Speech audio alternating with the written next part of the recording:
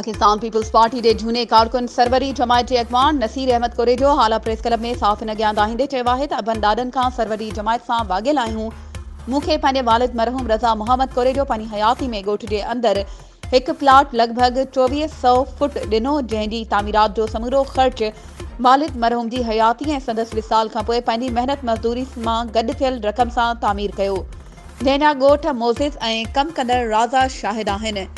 वालिद मरहूम जे विछोड़े खां पोइ मूं पंहिंजी जॻह जो हिकु ॿियो हिसो नंढनि भाइरनि हर हिकु अब्दुल गफ़ार, शमीर, नजीरुल्लाह जे हवाले करण जी कोशिश कई त मज़कूरा भाइरनि मुंहिंजे मुखालफ़नि जे चोच ते समूरी जॻह ते कब्ज़ो करे वेही रहिया आहिनि। अहिड़ी शिकायत मूं मखदूम हाउस जे फ़ैसिला कमेटी खे पिणु ॾिनी। फ़ैसिले में देर हुअण सबबि मुंहिंजी जॻह मथां नाजाइज़ कब्ज़ो कंदड़ भाइरनि मुंहिंजो जीअण जंजाल करे छॾियो आहे। फ़ैसिले जे तुर्त इख़्लाउ ख़ातिर अहिड़ी शिकायत सरवरी जमायत जे रूहानी पेशवा मखदूम जमील समा खे पिणु कई आहे।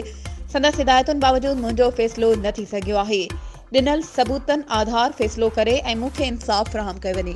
वधीक ख़बरुनि ऐं अपडेट्स जे लाइ असांजे चैनल खे सब्सक्राइब कयो ऐं हा, बेल आइकन खे प्रेस करणु न विसारिजो त जीअं असांजी हर नई अचण वारी वीडियो तव्हां ताईं पहुची